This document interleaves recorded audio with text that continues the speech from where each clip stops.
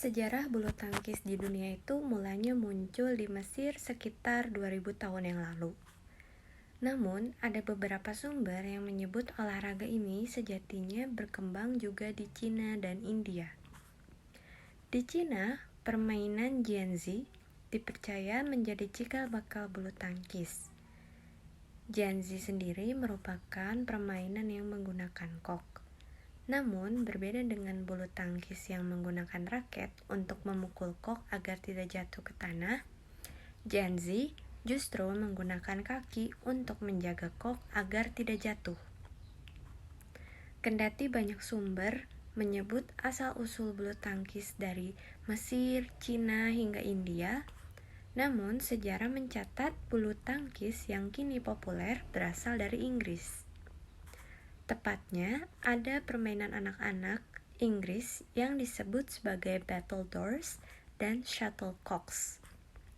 Kedua permainan ini populer sekitar 1850-an. Hanya saja, permainan ini tidak menggunakan raket, melainkan dayung atau tongkat. Namun cara mainnya sama, memukul kok dengan alat agar tidak jatuh ke tanah. Catatan sejarah menyatakan permainan asal Inggris ini kemudian menyebar ke Asia seperti Jepang, Cina, Thailand, hingga Indonesia. Salah satunya karena Inggris pernah menguasai wilayah-wilayah tertentu di negara-negara tersebut. Alhasil, permainan yang menjadi cikal bakal bulu tangkis itu pun menjadi permainan warga lokal negara-negara tersebut. Bulu tangkis sebagai permainan yang dipertandingkan kemudian muncul karena tentara Inggris menggelar kompetisi ini di Pune, India. Para tentara menambahkan jaring dan memainkan permainan secara bersaing. Setelah itu, Inggris mengubah nama permainan ini menjadi badminton pada 1860. Soalnya permainan itu dimainkan di gedung bernama Badminton House. Kemudian, klub badminton Bath membuat peraturan bulu tangkis pada 1877.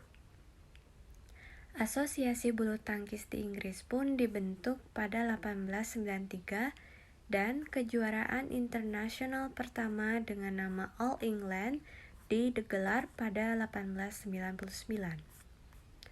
Sampai saat ini, All England diikuti oleh negara-negara di Skandinavia, Asia Timur, dan Asia Tenggara. Inggris bersama Irlandia, Skotlandia, Wales, Denmark, Belanda, Kanada, Selandia Baru, dan Prancis pun membentuk organisasi badminton bersama dengan nama International Badminton Federation or IBF pada 1934. India kemudian bergabung menjadi affiliate pada tahun 1936.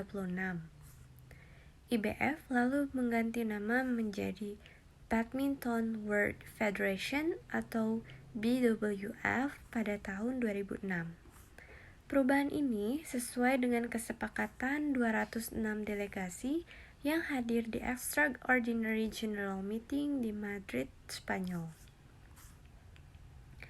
Kemudian untuk sejarah bulu tangkis di Indonesia itu berawal dari pengaruh kekuasaan Inggris pada era penjajahan. Setelah itu, bulu tangkis kerap dimainkan oleh masyarakat tanah air. Bahkan, mereka juga menggelar kompetisi-kompetisi sederhana. Namun, para tokoh bulu tangkis kemudian menggelar kongres dan membentuk Persatuan Olahraga Indonesia atau PORI. Hanya saja, karena tidak spesifik mengurus bulu tangkis, maka dibentuklah Persatuan Bulu Tangkis Seluruh Indonesia atau PBSI pada 5 Mei 1951. Selanjutnya, PBSI itu membentuk kepengurusan di daerah-daerah hingga saat ini permainan ini menjadi populer dan digemari oleh masyarakat. Demikianlah sejarah bulu tangkis di dunia dan di Indonesia. Kemudian saya akan lanjut ke induk organisasi bulu tangkis Indonesia, yaitu Persatuan Bulu Tangkis Seluruh Indonesia atau singkatannya dari PBSI. PBSI itu berdiri sejak 5 Mei 1951 di Bandung. Dahulu, organisasi bulu tangkis masih terpecah dan bergerak sendiri. Untuk menempuh jalan menuju satu wadah organisasi, maka cara yang paling tepat adalah mempertemukan tokoh perbulu tangkisan dalam satu kongres. Hasilnya, dalam suatu pertemuan di tanggal 5 Mei 1951 di Bandung, lahirlah PBSI atau Persatuan Bulu Tangkis Seluruh Indonesia. Dan pertemuan tersebut itu dicatat sebagai kongres pertama PBSI. Dengan adanya kepengurusan tingkat pusat itu, maka kepengurusan di tingkat daerah atau provinsi otomatis menjadi cabang yang berubah menjadi Pengda atau pengurus daerah, sedangkan Pengcap atau pengurus cabang adalah nama yang diberikan kepada kepengurusan di tingkat kota madya atau kabupaten. Menurut AD atau ART, PBSI adalah satu-satunya induk organisasi olahraga bulu tangkis nasional yang merupakan bagian dari pembinaan olahraga yang tergabung dan dilakukan Komite Olahraga Nasional Indonesia atau KONI.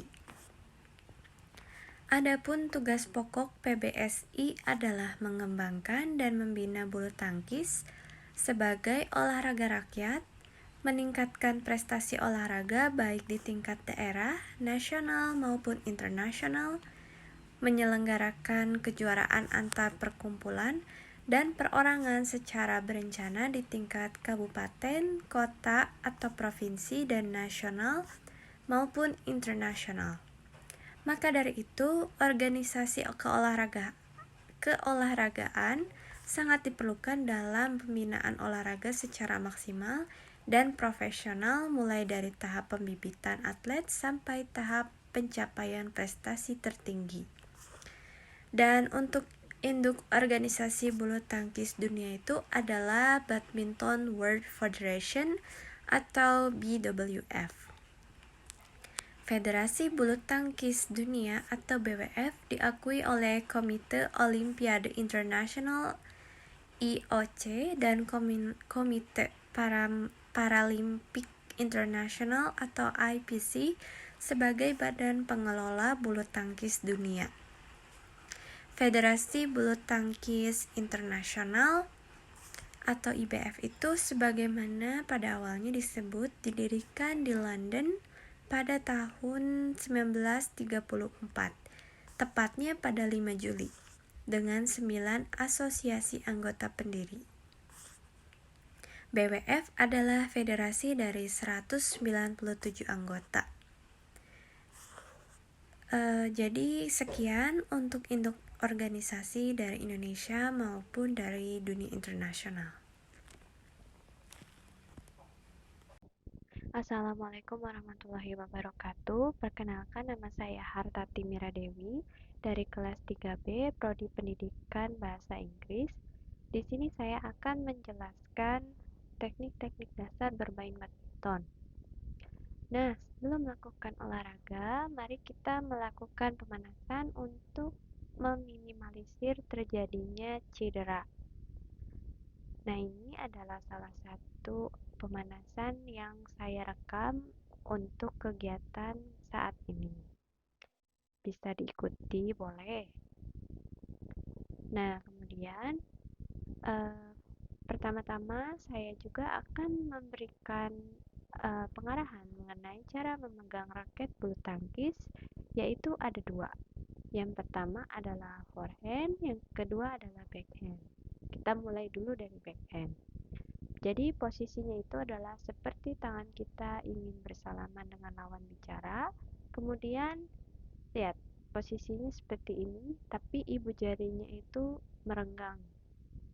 Nah, sedangkan yang kedua adalah forehand.